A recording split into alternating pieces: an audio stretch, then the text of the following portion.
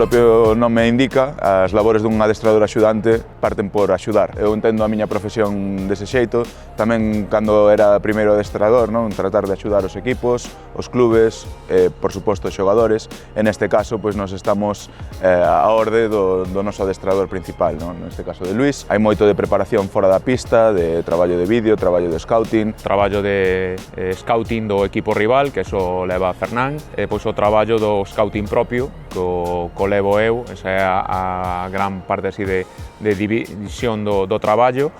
Depois, Fernán tamén encárguese do traballo cos xogadores exteriores, eu cos xogadores interiores, e, bueno, sempre temos aí somos como vasos comunicantes, porque tanto pode el participar no meu traballo como eu no seu, sempre temos unha moi boa relación e sempre está fluindo, no? Ese traballo común que estamos facendo xunto con Luís, evidentemente.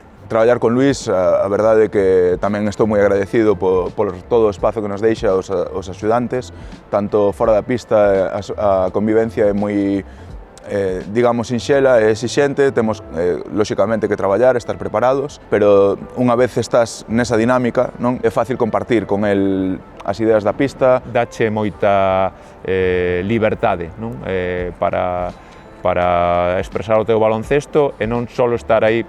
Parece que a veces os adestradores axudantes só estamos aí metidos nun ordenador, nun scouting, non? Tamén temos moito traballo na pista e danos moita liberdade para facer e desarrollarnos como adestradores tamén. Moi agradecido por todo o que puiden vivir e o que estou vivindo gracias ao deporte do básquet, gracias a xente coa que te rodeas no día a día, lóxicamente, pois, esta renovación significa moito para min, non? Porque ao final sentirte valorado no clube da túa casa é moi importante e bueno, pois, coa responsabilidade de tratar de facer as cousas o mellor posible. O club mostrou moita confianza en min e, bueno, creo que hai que, xo dixen na miña presentación, non? Que creo que hai que estar, os adestradores debemos estar nos sitios onde che queren, e aquí demostraron que me queren, e por eso pareceme obvio seguir un ano máis, polo menos.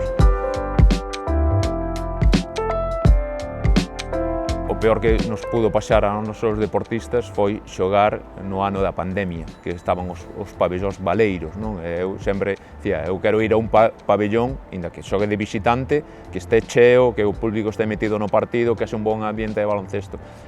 Cando víamos aquí o Pazo, viña co rival, non? O máximo rival que había nese momento, o ambiente aquí sempre foi espectacular, non? Eu xa o vivín tamén como a veces como aficionado, non? Que viña a ver os partidos aquí do Brogan, é un luxo, non? É un pabellón cheo que xa 15 minutos antes, 20 minutos antes xa está animando, xa ves o ambiente que hai nas bancadas. Para nós é moi importante en Lugo, o Breogán, a miña familia séntase enfrente, os meus amigos están na grada, entonces o meu soño é que o equipo, o que fagamos aquí no equipo, no Breogán, emociona a xente que está no pabillón, non? Creo que para min está por riba incluso de resultados, que polo esforzo, por xogar co corazón, por facer todas estas cousas, consigamos que todo o mundo se implique e se sinta identificado con nós.